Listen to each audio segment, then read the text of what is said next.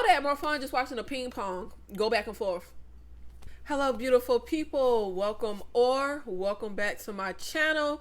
I am here to give you my 2025 year-end wrap-up. Usually, I give you guys a bunch of year-end wrap-up videos. I put horror movies in one video, all the other movies in another video. I do my top 10 best in one video, top 10 worst in another video, and we're not doing that this year. Okay, we're not doing that for 2025. I have high hopes for 2026, but me personally, I feel like 2025 wasn't the best year of movies. I feel like we got middle of the road, averagely enjoyable to mediocre movies, was the bulk of our movies last year. And I am going to give you my worst through best, so we can end on a high note, end on a positive note. We're going to end with the best, and I'm going to also at the very end of this video, if you're interested, go through my letterbox stats on my movies, trends for movies, and how many movies I watched and everything last year. Now, I will be doing a separate video on all of my first time watches in 2025 that were not new releases. I have 113 of those movies. I will be ranking those from worst to best, so look out for that. Also, this Saturday, January 10th, I will be hosting a live panel where we will be discussing our top best horror from 2025. The panel, we will all give our top 5 horror movies of last year, and I literally had one person say, why are we doing this? Because it wasn't the best year. It wasn't the best year. That's just my opinion. But let me know in the comments, how do you feel about 2025 movies overall? Did you have a great time and a blast with all of the 2025 releases? Were they lackluster? Were they let down? So they exceed your expectations? Let me know down below. Now, before we kick this off, we have 68 movies. I saw 68 2025 releases last year, and we are going to be rating them based on my letterbox rating, 5-star to a half star. I really never give anything no stars. Typically, you're gonna at least get a half star. Like, there's something. I'm gonna at least give you a half star.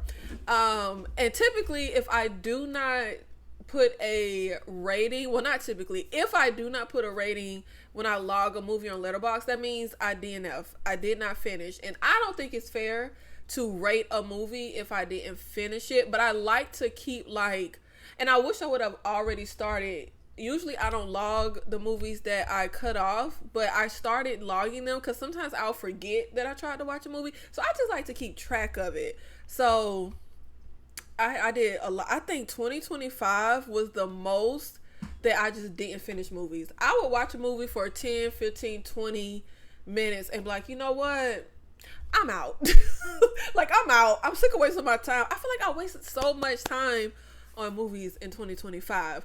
But when I say that 25 was a letdown year for me when it comes to movies, just my personal experience, my personal opinion, let me give you a little breakdown. I only gave 2 25 releases a 5-star rating. 2 2025 new release movies I gave a 5-star rating. Only 2 out of 68 movies. And I gave 4 movies a 4-star rating. So out of 68 films, 6 movies I thought were great, good movies. 5-star, 4-star movies. Excellent movies. I guess good would be 3-star. So excellent and great movies. 6 out of 68. I'm not good with math, so I don't know the percentage on that, but that's low. That's a low average. But we are going to start with the half-star movie section. We have 15 movies in this section, so let's go ahead and get right into it. So again, we are starting at the bottom of the list, so we are going to be doing this list from number 68 to number 1. And when I tell y'all, I spent the most time trying to like organize how I wanted to do these like half star, 1 star, 1.5 star movies. It was so hard. Why was it so hard? Because I was literally like, no, this was the worst movie. No, this was worse than that. No, this was worse than that. No, that was bad. Oh no, now that was bad. Like, it was so hard. Honestly, this like, oh man, it was so hard. I kind of feel like some of them are interchangeable. They were fucking bad. But for me personally, when I think about it, I think the worst movie that I saw last year had to be Influencers. Influencers, I gave a half-star rating. Duh, this is the half-star rating section. Influencers is the sequel to the, I think, 2022, 2023, somewhere in that era, movie Influencer. Oh, and I forgot to say, I won't be spoiling anything in this. However, if I do spoil something, I'll give you a heads up, but I'm not going to spoil these movies. But we have a serial killer who's like killing influencers. Okay. Y'all, this was the most like brainless, nothing, dumb, boring, nonsensical movie, and the epitome of a pointless sequel. Not that the first movie was, but I literally spent the whole movie like, why are we here? Like, why are we here? And one big issue for me was I couldn't stand the characters. And that's always going to be a huge hindrance for me when I'm watching a movie.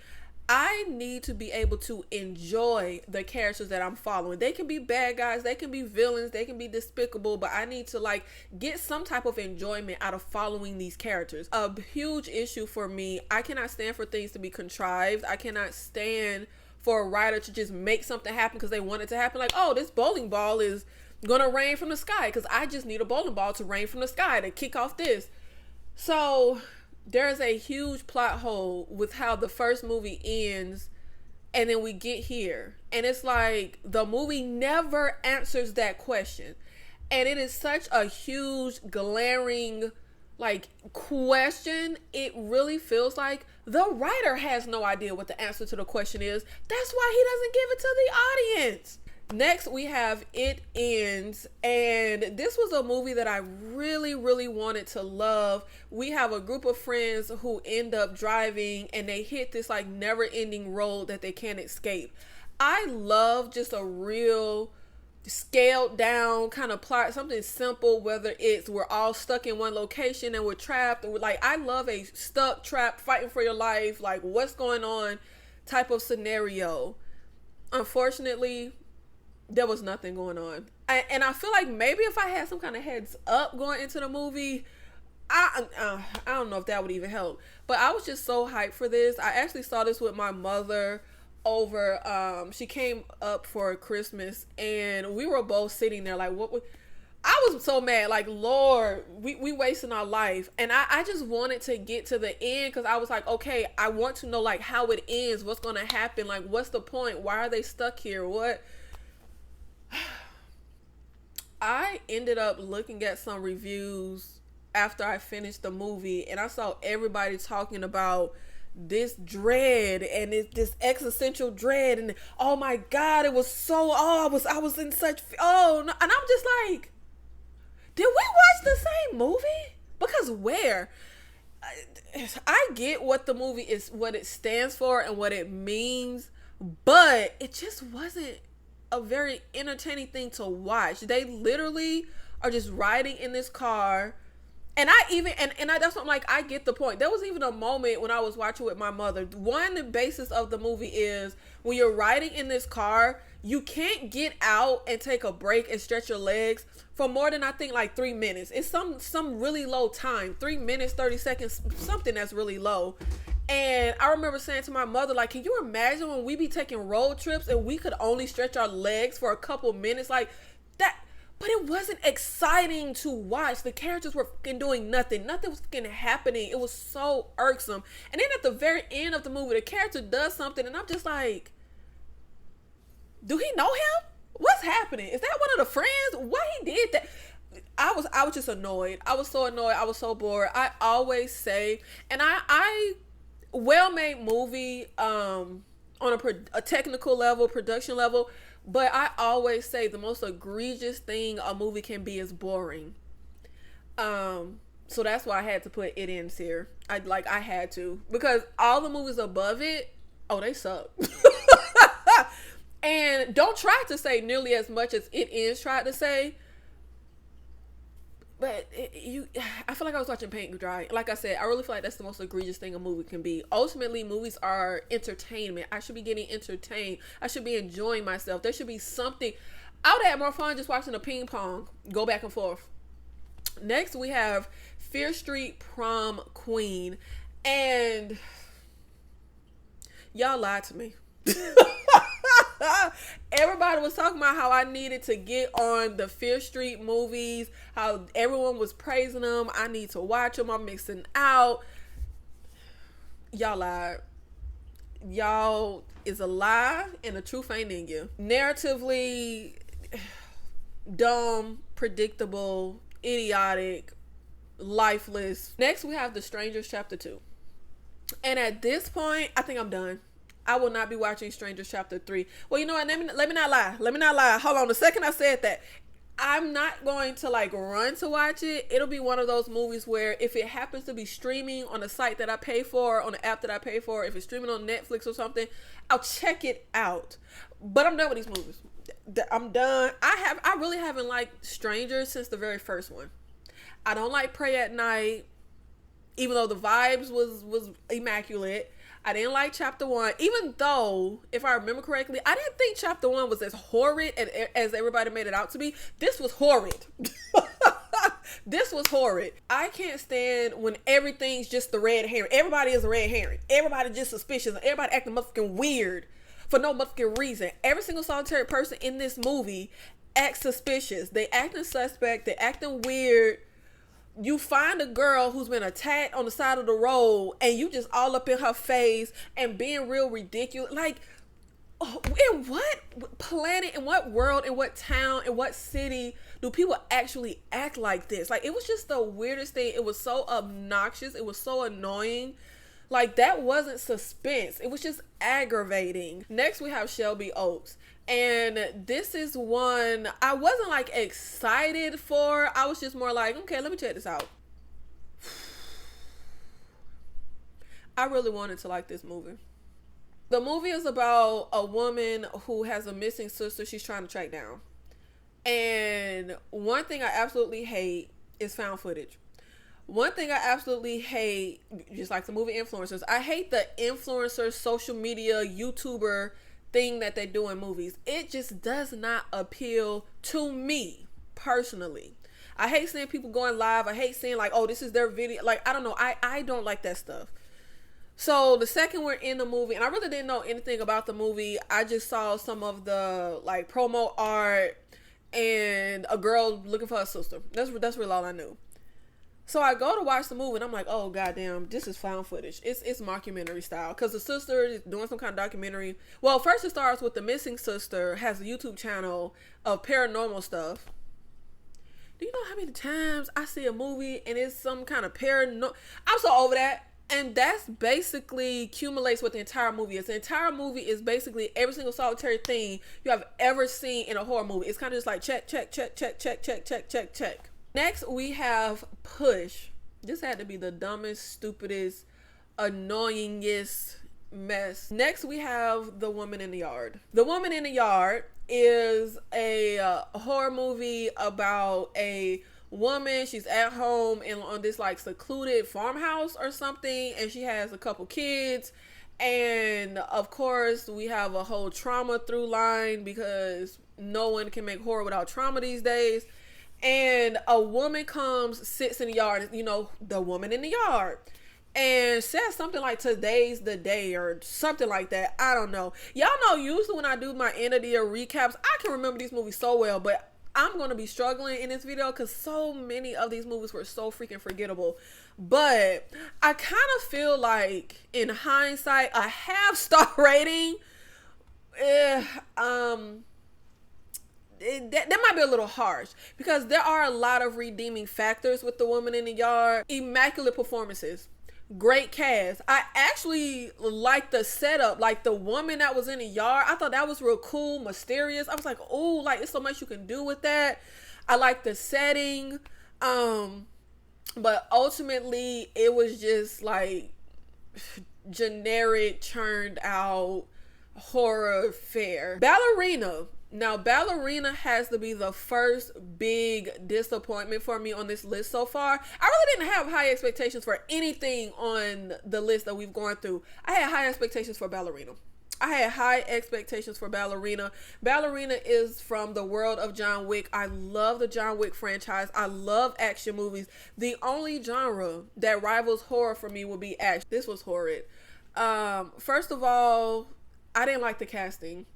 I'm sorry, that's just me. I didn't care for the central ballerina girl that we follow here. I also didn't care for the story with her and what we set up with her whole backstory and why she's doing what she's doing and all of this stuff. I just was like, that's what we doing? Like, we couldn't come up with nothing else. Like, oh my God.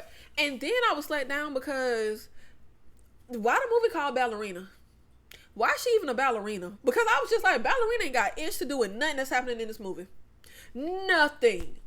And I don't know what I expected. I don't know if I expected her to be doing pirouettes and stuff while she was fighting, but I was just like, the ballerina training and the ballerina angle, it ain't nowhere in here. Like, I don't understand. Like, how... It's like calling a movie construction worker and you not killing nobody with like a sledgehammer, like, you know, like, I don't know. I just was like, y'all literally could have just called this anything besides Ballerina. I don't know, and I don't even know if that even makes sense, but that was just kind of a letdown for me because I was just like, what is the fucking point of like ballerina? Like, I get tired of into that little theater thing, but I just was like, what's the fucking point? I wasn't really a big fan. Both Eyes Open. I can't say I had high expectations for this, but I really wanted to like this. I was excited for this release. This is like a psychological thriller with a black cast, which we don't get. Also, we have my girl Gail Bean from Snowfall. Love her. Gorgeous, talented, should be doing way more stuff. And I love a mind playing tricks on you kind of movie. Both Eyes Open is about a woman who flees an abusive relationship, and her mind starts playing tricks on her where like she feels like someone's after her, someone's watching her, someone's in her home, the ex-abusive person is stalking her, and like all these mind games and weird trippy, is it happening? Is someone there? Is going on. Generic fare all around. But Gail Bean was gorgeous. Gail Bean is amazing. Next we have Drop. Drop is about a woman who goes on a first date and she's being airdropped messages telling her to kill her date. If I remember correctly, the leverage is they're threatening her son that's home with the babysitter, son, daughter, kid, whatever. I can't remember. I hated this movie. Real bad. Real bad. And I feel like this is the type of movie that should have been really fun. Again, I didn't care for the cast. What is with all these mediocre ass people starring in these movies? I'm so sorry. No disrespect to these people, but I'm just like, I could have sworn that when you're casting, you know, like you're casting something, someone is leading the movie, like they're supposed to have some kind of star quality, screen presence, pizzazz. Like, I really feel like these are the most not these people specifically in Drop, but I'm just saying in general with the movies I've seen this year. I don't want to be a beat a dead horse, so I don't want to keep saying the same thing, but overall I just feel like, where are the like movie stars? Where are the actors that have great screen presence, that are exciting, that where you watch a movie and you feel like nobody else could play this role? I literally feel like you could pluck any old person off the street and plop them in the role in a lot of these movies I saw this year, and it would be the same exact outcome. Like, I don't know. Everybody felt so mediocre to me. But also it was logic issues with this movie. And again, I'm going to harp and nitpick on stuff like that when I'm not having a good time. Like, my mind got to focus on something. So if it's not focusing on being entertained, it's going to be focusing on nitpicking the logic issues in the movie. Next, we have Please Don't Feed the Children. This is the directorial debut of Steven Spielberg's daughter.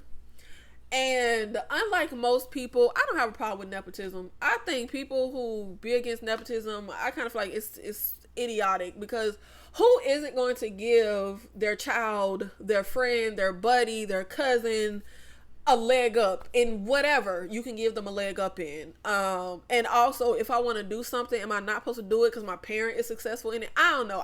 Someone recently who made a directorial debut and their father is a famous director, famous filmmaker, is M. Night Shyamalan's daughter. She did Watchers last year. While I wasn't the biggest fan of Watchers, I definitely gave it higher than a half star. With Watchers, I had some issues with the writing, but as far as the direction, the style of the movie, the film, I was like, you know what? I think M. Night Shyamalan's daughter is really talented and can have a really great career. I just need her to get better material. You know, I need the script to be better. But for me personally, I feel like I can see talent here. Like, this is okay. Because even if you're a Nepo, I'm going to judge you on your own merit, on what you're doing. Now, when it comes to Please Don't Feed the Children, when it comes to Spielberg daughter, I cannot be as nice and gracious as I was with M. Night Shyamalan's daughter. I kind of feel like I don't see a first-year film student making a movie this bad. I'm so sorry. I don't want to be harsh. I really don't. But God, I hated this movie. And again, perfect setup for an entertaining movie.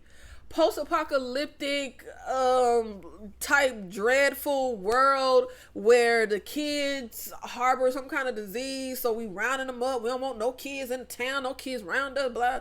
And we following this group of renegade kids, and a really good group of kids. Not aggravating kids, not annoying kids, not obnoxious, angsty kids. I actually got endeared to these kids. I actually like these kids. They end up trying to go to some safe haven, but before they can get there, things go awry. They go to this woman's house in the middle of nowhere. She tries to act all nice like she's going to help them. Of course, it's all a facade. Dead Winter. Again, it's so many movies on this list that is just prime and right for what I love. We have this older woman who's out in like this snowy wilderness area. She comes across two people that are holding this girl hostage. She tries to help. Next thing you know, she need help. And I feel like you know what? Let me look up some synonyms, because I can't keep saying boring, because I feel like so many movies this year were so lackluster. And I feel like I'd rather watch paint dry, tedious, dull, monotonous,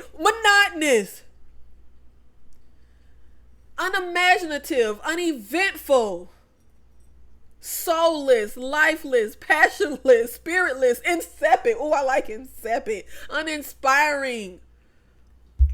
All of the above was Dead Winter. The Conjuring Last Rites. Now, I was actually really looking forward to The Conjuring Last Rites. So shoot me. Yeah, I was. I'm an idiot. But I actually like the Conjuring universe. Well, the Conjuring universe isn't consistent. It's very hit or miss. More miss than hit. But I really like the first Conjuring. I even liked the Conjuring Devil Made Me Do It. Everybody hated that movie. All I heard was everybody trashing that movie. It wasn't great, but I enjoyed it. I got some enjoyment out of it.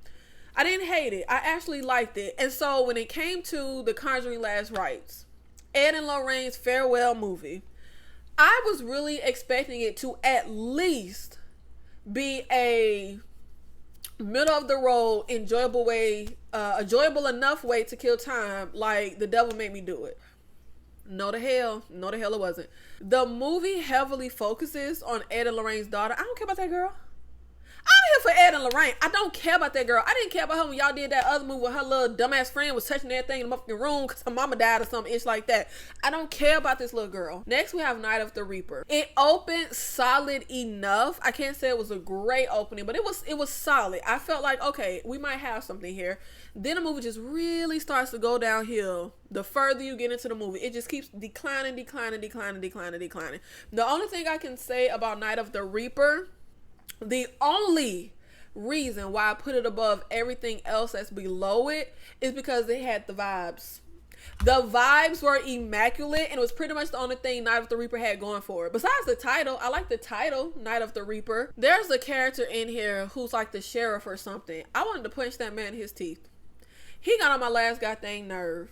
Like, how you just running around the town, beating people up like you Bruce Wayne, and you don't even know if people guilty. You don't know nothing. You're just beating the hell out of people. Like, you worse than Elliot Stabler. Like, just beating people down with no, like, his whole attitude, how he was just going about stuff, it just really irked me. And like I said, the movie just kept going down, down, down the further I got into it.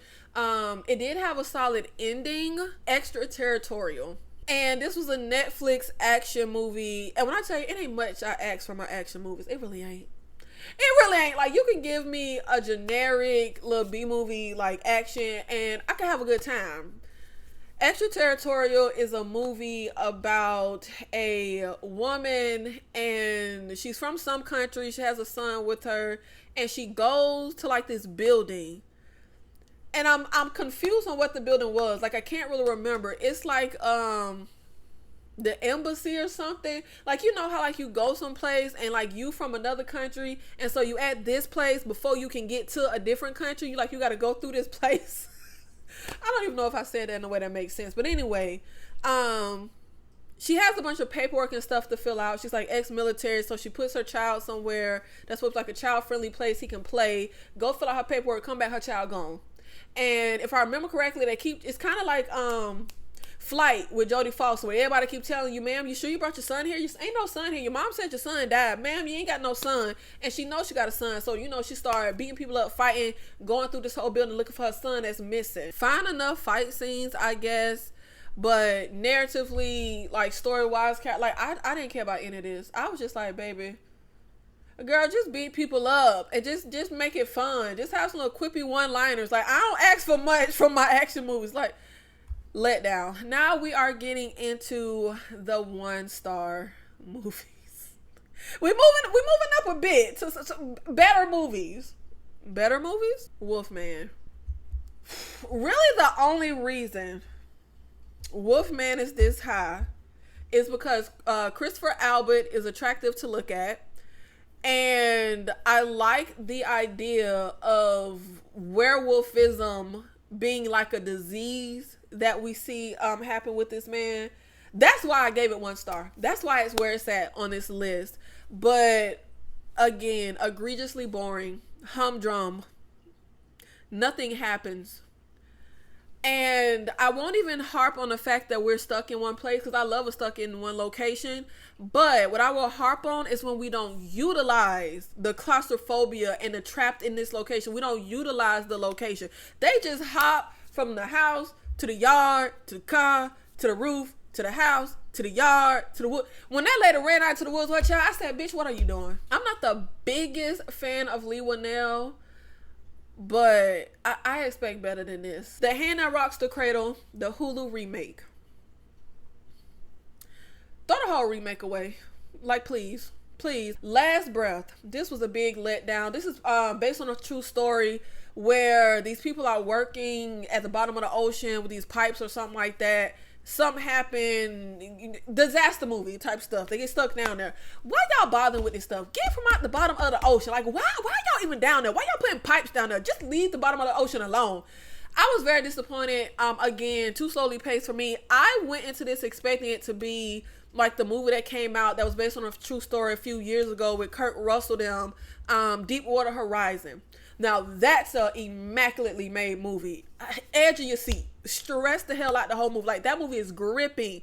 That's what I expected this to be. It was the polar opposite. Captain America Brave New World. I don't have much to say about this. I'm not a comic book person. Y'all know I just now started watching the Marvel movies and X-Men. Is X-Men Marvel? I started watching all the comic book movies. Just saw the Iron Man movies for the very first time. Saw the Avengers movies for the very first time. This movie didn't move me. It didn't do anything for me. The Great Flood. This movie tricked me. The Great Flood. I thought this was a disaster movie. Y'all know me. I don't watch trailers. I went into this movie thinking it was about a woman trying to like survive and save the life of her young son in like this great flood. I'm thinking I'm finna go see a disaster movie. Child, a flood ain't had nothing to do about nothing when it comes to this movie. This was another one I watched with my mother when she came to visit, and the movie ended, and I literally said, naming this movie The Great Flood is like naming 30 Days of Night Blizzard. I know a lot of people love this movie, but I went into it thinking I was watching a disaster movie. So when the flood, all the stuff happened, and then she started reliving the day for the first time, I was like, what the fuck is this? Like, I did not know I was going to see the Asian Groundhog Day. Like, I didn't know that's what I was in for. Grafted logic issues. I have so many logic issues with this movie. We have this young girl who is like genius level. Her father dies or is killed, I can't remember. She comes to live with like a strange family. She has this jerk cousin around her age and her jerk group of friends, and the way the movie ends, there's a certain thing that happens to the lead character that the movie cuts off on that I was just like, baby, this is stupid, and I can't stand that. Next, we have a Wake Up. You have these activists who break into this store after hours to like vandalize and all this stuff, and the security guards end up killing them off one by one, and they're all trapped inside this department store getting killed, and characters and things happening that are just really freaking stupid and idiotic. Hag, this is just the typical To Be Fair. It's the typical To Be Fair and movie that they're gonna put out. Hag is about this girl who befriends and moves in with this gay guy to be his roommate, and it's kind of like a fatal attraction type thing, but friendship. And she pretty much go crazy, kill people off, and then eventually when he realizes she's crazy and wants to cut ties, she turns on him. I got some mild entertainment out of this. I didn't hate it. It wasn't boring. It was bad. Mediocre acting. But this is just one of those movies that you know it isn't good, but you just turn it on a Tuesday when you don't have nothing better to do with your life, and it sufficiently kills sometimes and entertains you. The Damned. If I'm remembering correctly, The Damned was the very first 2025 movie I saw this year. I don't really like a period piece. Like, I like my movies in modern times. That's just me. Or when I say modern times, at least the 70s. Like, I don't really like to go like back, like Robert Eggers type era with his.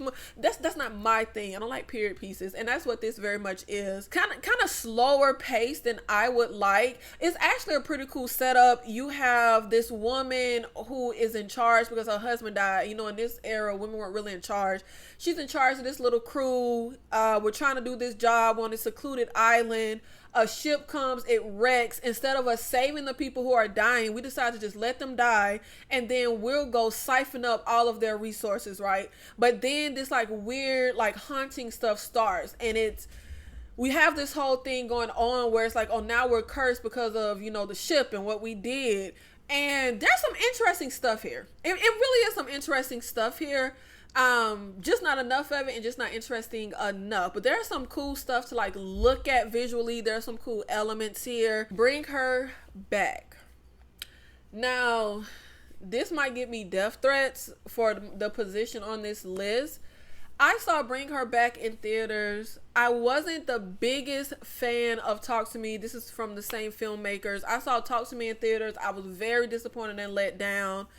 But on subsequent rewatch, I do enjoy Talk to Me. I'm still not the biggest fan, but it's not, I hated it when I saw it in theaters. The only thing I liked about it was the very, very ending when I saw it in theaters. But on rewatch, I can enjoy the movie. It's fine. So we get to Bring Her Back, and I was actually looking forward to this because even though I wasn't the biggest fan of Talk to Me, I love really bleak like movies that just want to rip your soul out, like movies that make you want to go jump off a bridge.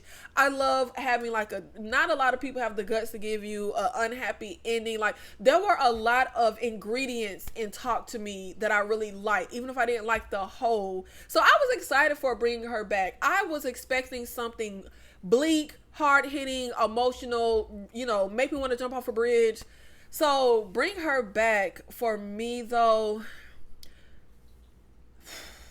me personally, it's a little too straightforward for what I want. The movie is called Bring Her Back, and it's literally about the lead character trying to bring her daughter back to life. Like there's no like that's it. That's the movie. Bring Her Back is the movie. Like that's it. That's the movie. What I can give Bring Her Back, which is the reason I gave it 1 star and not a half star, is because the performances were immaculate. Immaculate. Now this is what I be talking about. When I gripe about characters and about the casting, Bring Her Back is the epitome of what I want. These are freaking movie stars. These are actors, okay? The boy, the little girl, the teenage boy, the woman that's the villain. Immaculate acting. Immaculate.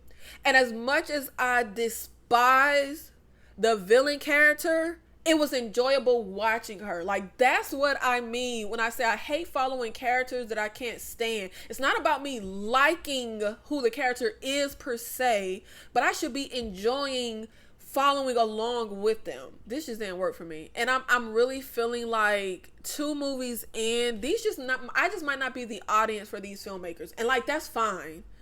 We're not the audience for every single solitary movie, for every single solitary film, every single solitary filmmaker. And I just feel like I may not be the audience for these filmmakers. Now we are going to get into the 1.5 star movie.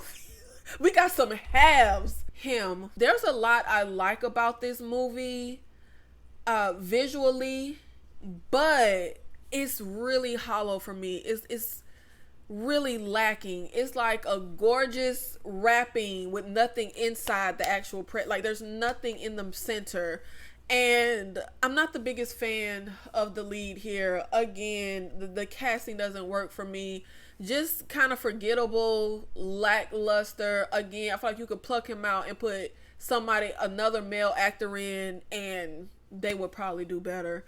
I feel like there was a lot of missed opportunity here. It was just so much ground that they could have covered. And then the ending was such a joke.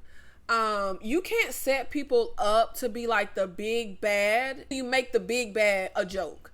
Witchboard. This is a remake of the 80s movie. I think it was the 80s. I've only seen it once. I wasn't the biggest fan of the original Witchboard, but I definitely liked it much more than this. This is another movie. Don't care about the characters.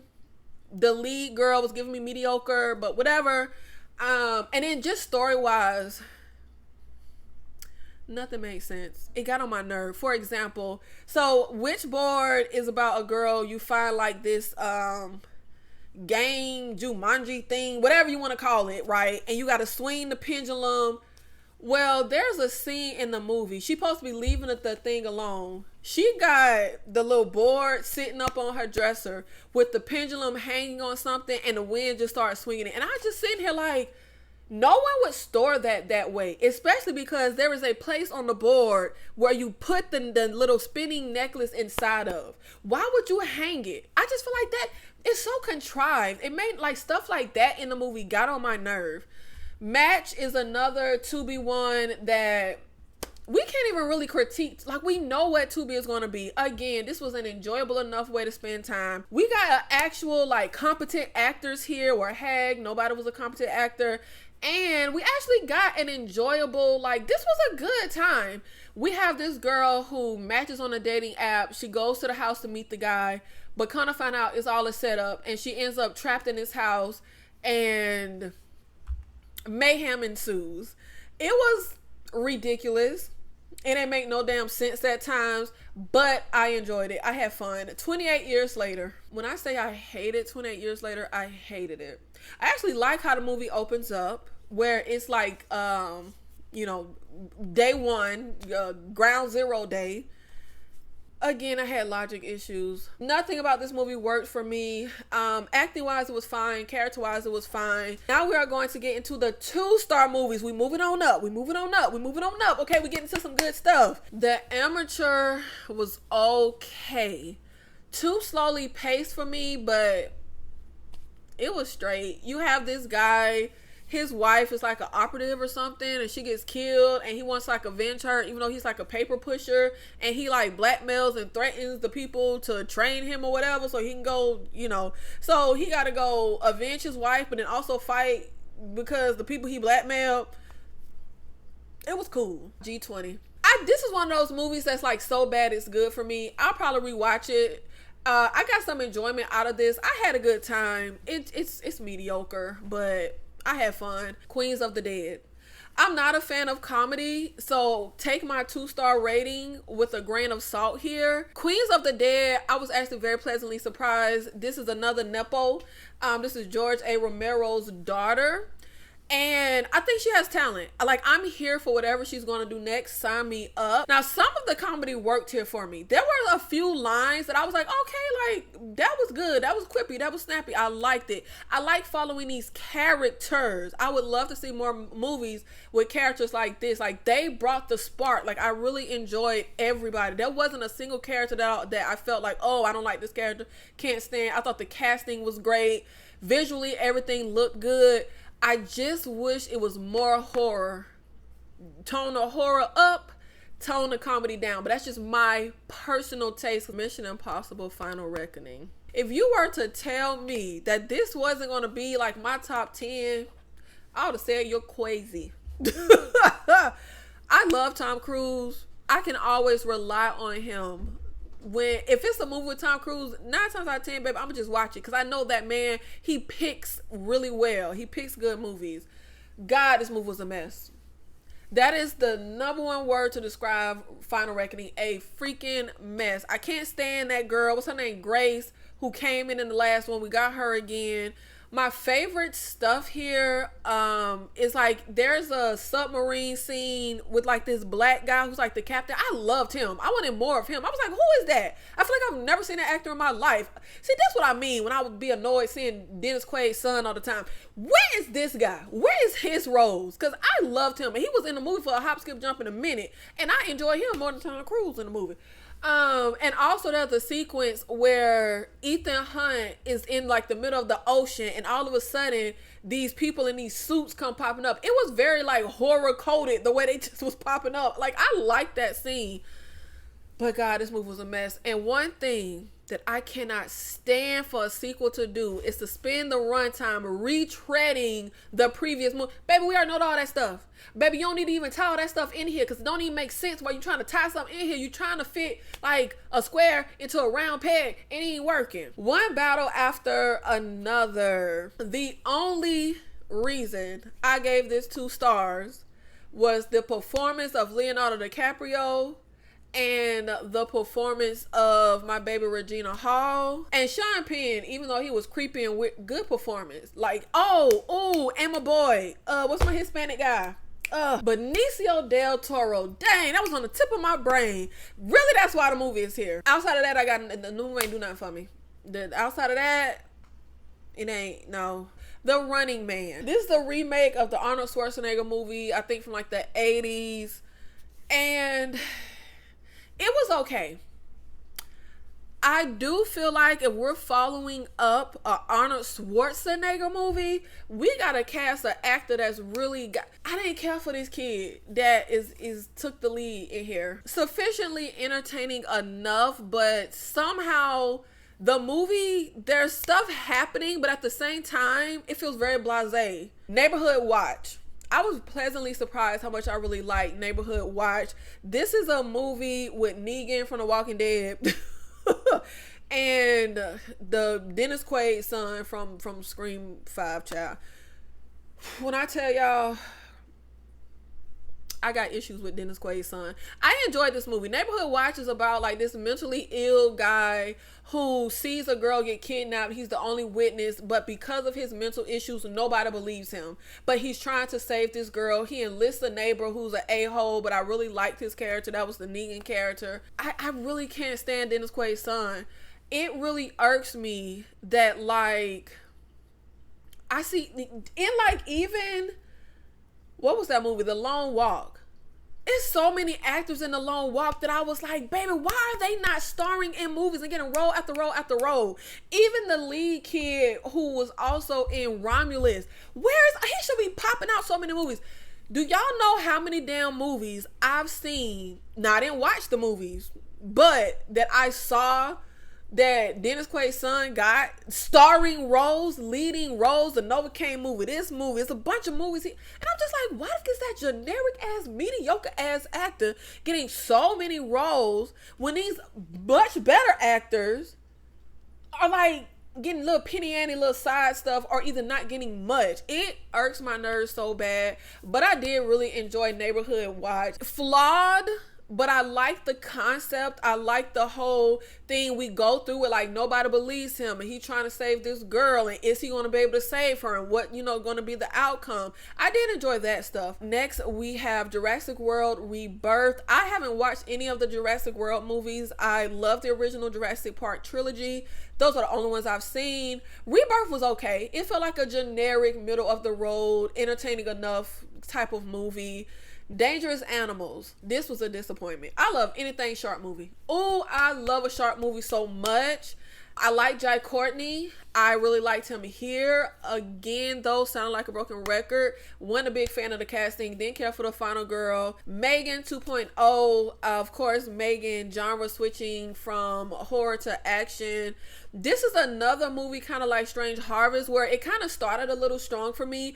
I like the Megan character. I thought she was really fun. Megan switching to like the heroine and the hero. I don't know. I don't think I'm on board with that 100%. I like her to be villainess, but again, it's not really a knock. It didn't make me not enjoy the movie. I just would have preferred if she stayed the villain. And baby from Get Out, she's just so that. I wish we could have followed different characters. Maybe reprogram Megan. We could have left out her and the little girl. Drab, lackluster, really didn't care about them. Just doesn't work for me. But the Megan stuff, Megan fighting the other robot, all of that stuff was really fun. Like, it was popcorn fun for me. Bambi the Reckoning, I got some enjoyment out of this. I actually had a good little time. I like anything where I'm gonna be on the animal side. Like, F the humans, I'm with the animals. And make sure when the animals come kill y'all, they know that, okay? I liked the Bambi stuff, the creature feature kind of carnage and stuff that happens with that. It's the humans that I really couldn't stand. The human story that kind of got on my nerve. Strange Harvest, I did kind of enjoy this. Strange Harvest, it plays like more mockumentary style. I think I enjoyed this so much because it was given true crime, and I love a true crime documentary, and that's what it felt like at the beginning. But ultimately, about 45 minutes in, the movie really started to decline and lose its luster for me. Because it was just a bunch of people just talking to the camera. Like, it was just a bunch of people talking. And I actually feel like the idea felt really, like, I feel like this is a good idea. Like, I'm really into this.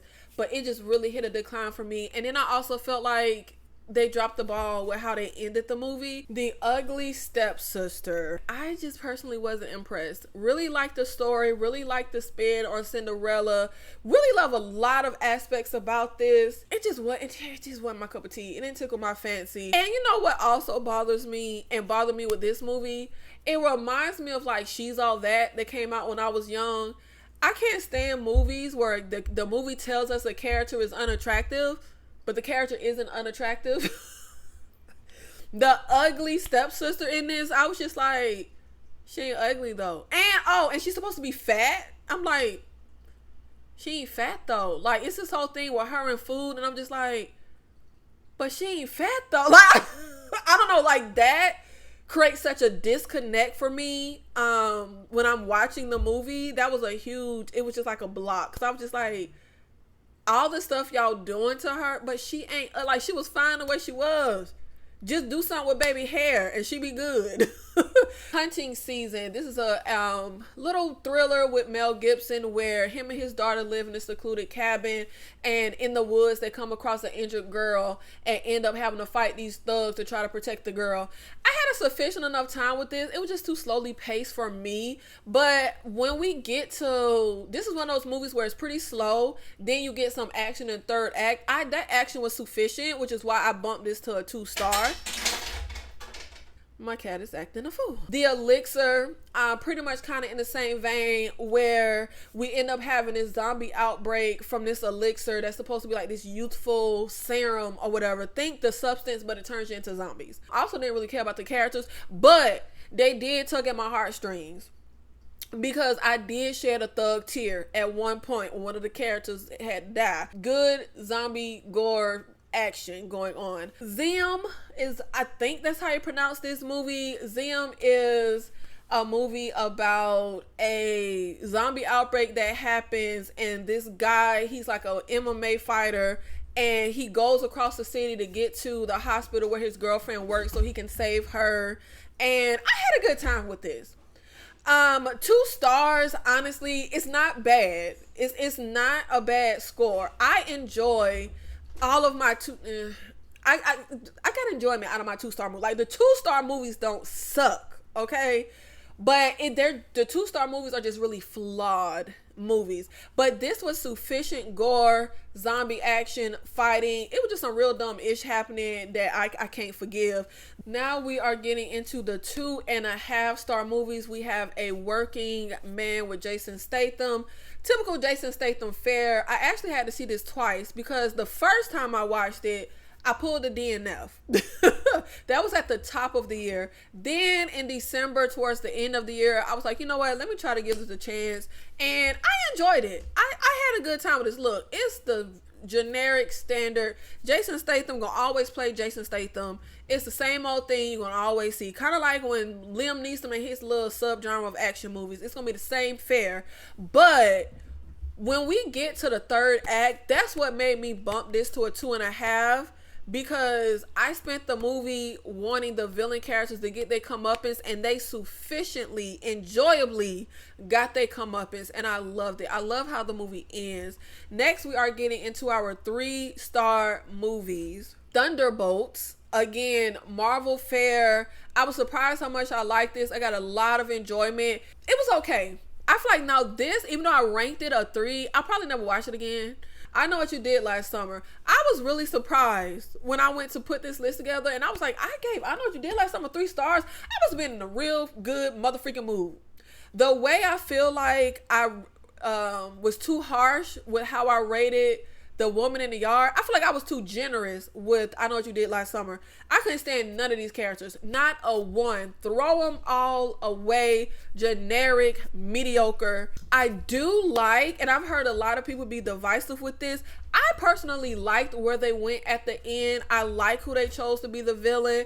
I just wish we got more of the legacy characters in this, so it kind of could have added up more and made a little more sense when they decided to do what they did at the end. Weapons. I saw Weapons in theater, and the way I said that the filmmakers of Talk to Me and Bring Me Back, I may not be the audience for them. I may not be the audience for Zach Cregger. I hated Barbarian. I saw that in theaters. I was very much let down. On subsequent rewatch, I like the third act, but I still don't really care for the movie. And Weapons is very uneven for me, just like Barbarian.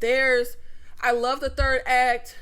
I love the chapter with the kid, but there's a lot that I don't like. It's very uneven for me. I don't like the movie all the way through. I like moments. I like segments of the movie. 40 Acres is about like this post-apocalyptic world, and we have this family living on this secluded farm or whatever, and it's kind of the same old generic setup where you have this angsty teen that do something stupid, don't listen, and now we all all our lives are in danger. But I got enjoyment out of this. I had fun with this. And I thought it was sufficiently entertaining, good action, good little momentum and pacing to the story. I'm kind of surprised how much I like Marshmallow. Marshmallow, though, feels to me like the type of like first time horror movie you show your 10-year-old.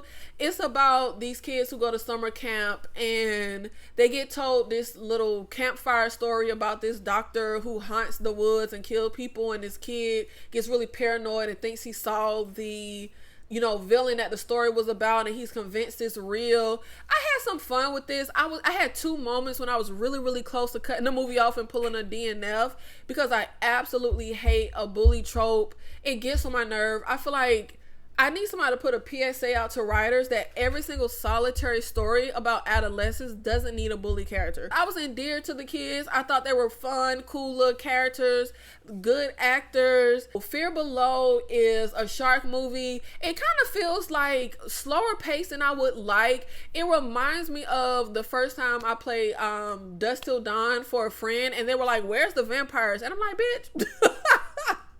Isn't that the worst when you love a movie, you try to play it for somebody and they just complaining the whole time? Like, can you just enjoy it? But it's kind of like Dusk Till Dawn when my friend was like, "Where are the vampires?" I kind of spent the first like hour of the movie like, "Baby, where the shark? Give me the sharks." But I had fun with this, and I feel like I liked it so much, even though the shark action took a while to get to, because I really liked the characters. I actually really enjoyed this. I liked the villain characters. I liked everybody here. I loved the acting. I thought it was good casting. I do feel like the lead girl kind of gave mediocre. Like, I was way into everybody else, but I really had fun with this. I was very, very pleasantly surprised. The Lost Buzz. This is the one with Matthew McConaughey and America Ferrera. It is based on a true story about the wildfires in California. This movie had me shook so bad because I said, "Baby, that's what y'all been going through in California." Final Destination Bloodlines. I had very low expectations for Final Destination Bloodlines. I really only liked the first 2. I like that they tried to do some different stuff. I wish we would have stayed along that route because it gets to this predictable nature, especially particularly with how the movie ends. It's kind of the same old, same old. I wish we would have kept the momentum of let's just kind of write new rules and do something different. The Long Walk. This is one of those movies that I typically wouldn't like because I would say, man, they ain't doing nothing but walking along the road the whole damn movie. That's it. Ain't nothing happening. But it was the characters. See, that's what I be harping on when you got characters and actors to bring those characters to life that are engaging for the audience, the audience will be endeared to them, that the audience is they stick into your rib and you're excited to follow them, you care about what's going to happen to them. It makes all the difference in the world. I feel like there's so much here as far as like social commentary and like a meat to the story that I don't feel like it's like fully fleshed and explored. But what the movie lacks story wise, for me personally, it makes up with character wise. I really enjoy following these characters, and I want to see my dudes get some work. Hold on, I gotta get their name. I really need David Johnson and this kid whose name I don't want to say wrong, so I'm going to pop him on the screen. Hollywood, get your shit together.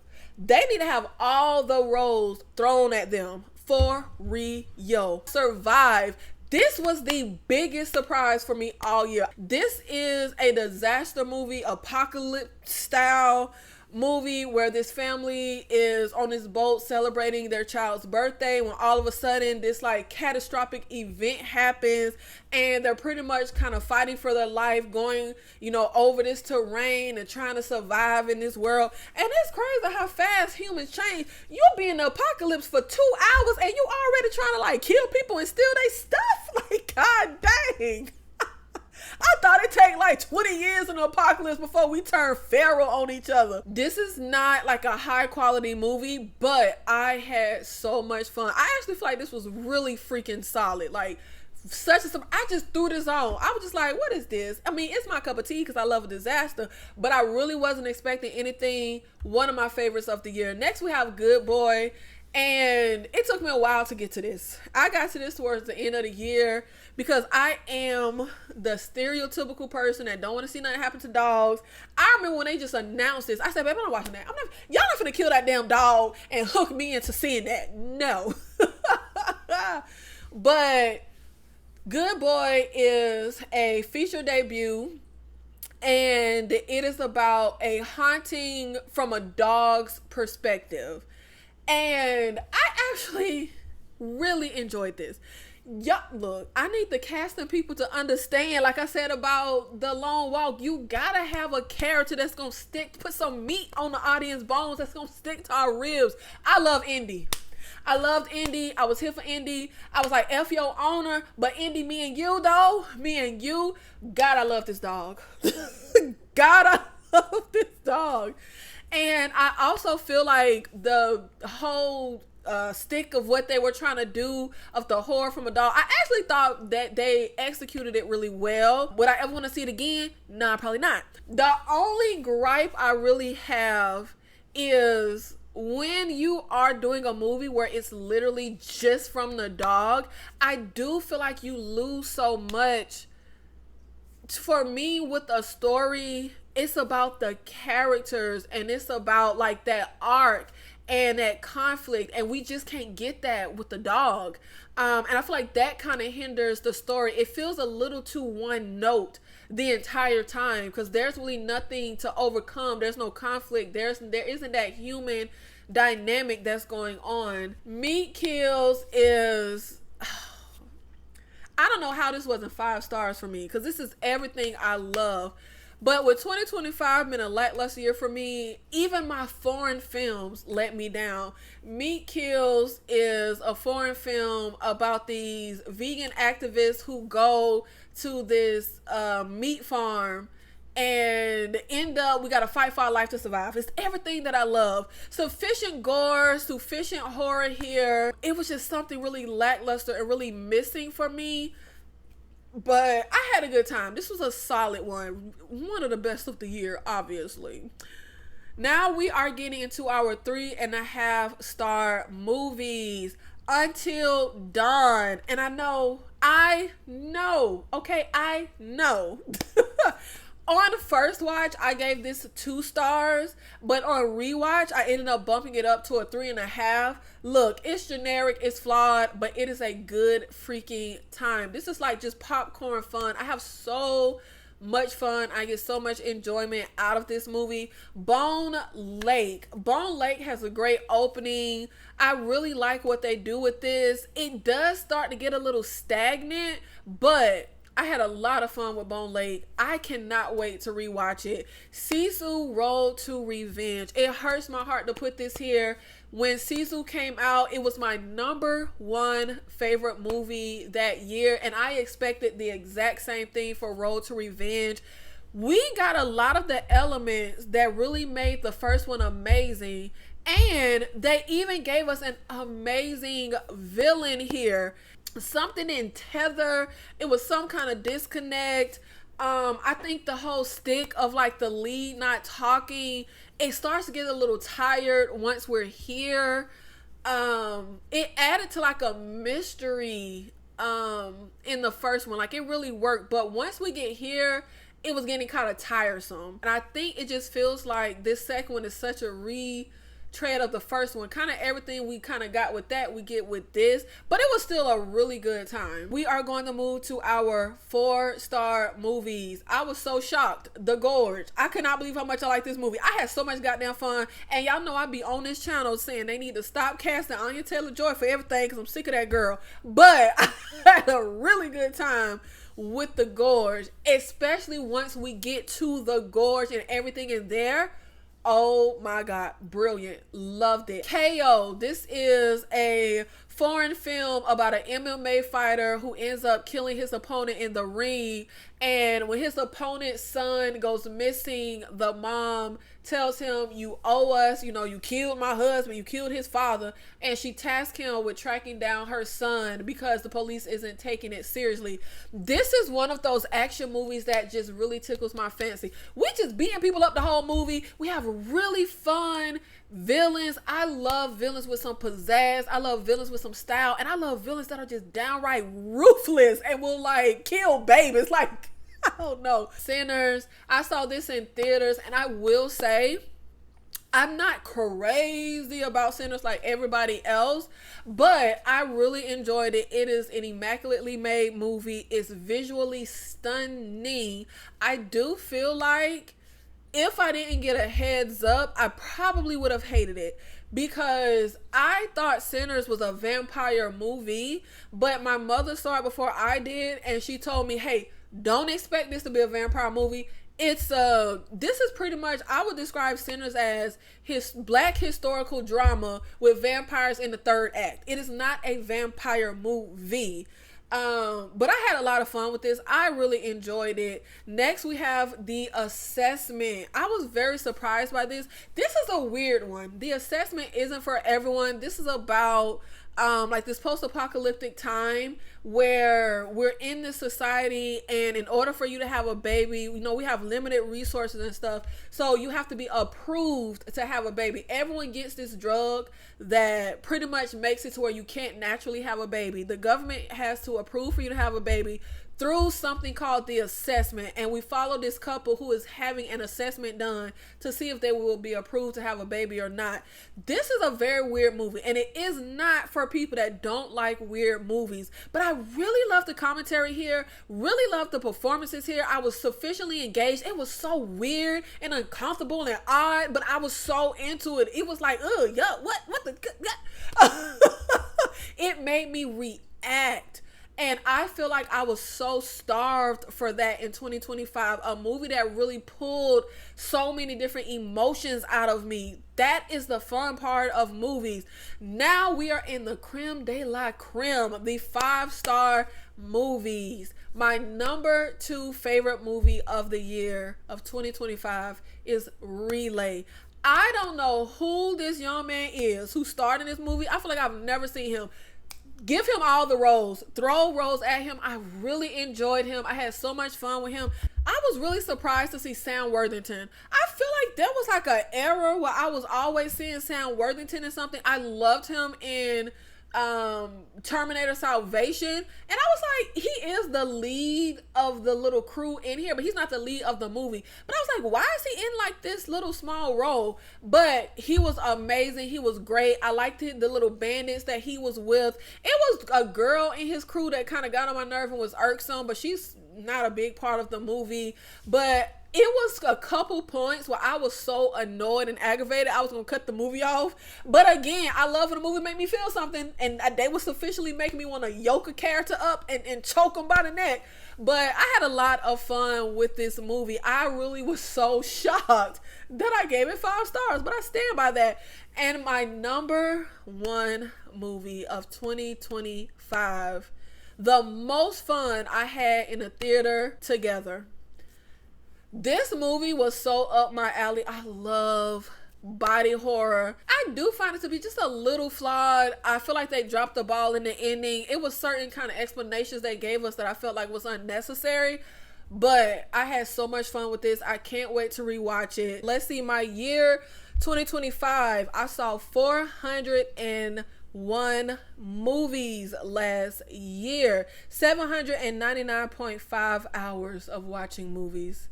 Sounds glorious. Some of my top rated movies, and it's such a shame, y'all. Top rated movies are 3 stars for me last year.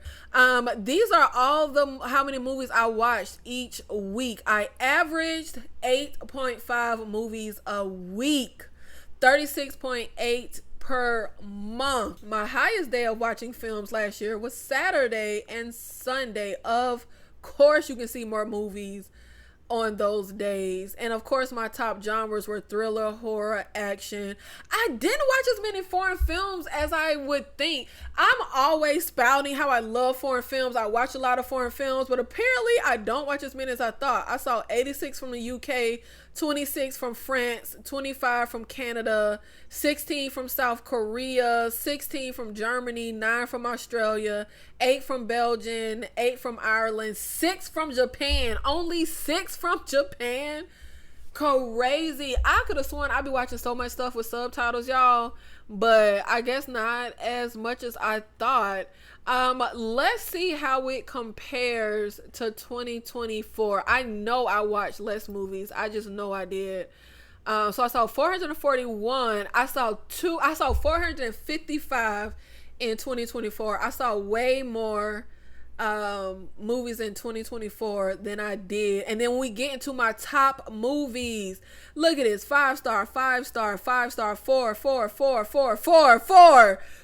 I had so many more top movies in 2024. It was just a better year. And I thought last year was lackluster for movies. Last year I averaged 8.7 movies a week, 37.9 per month. My lowest day for watching films was Thursday.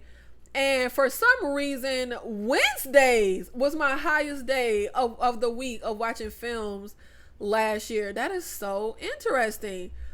About the same with my foreign films. I gotta watch more foreign films. I have got to watch more foreign films. So my goal for 2026, I mean, I directed and wrote a movie last year. That's why I saw less movies, obviously. I would like to see more movies this year. I still have, stuff planned as a filmmaker, but I definitely want to see more movies this year. And I feel like I want to see a lot more first time watches. Where it shows? I'm sure it should show me first time watches versus rewatch. Oh, here we go. So, you know what? I did good. I am literally just about half and half.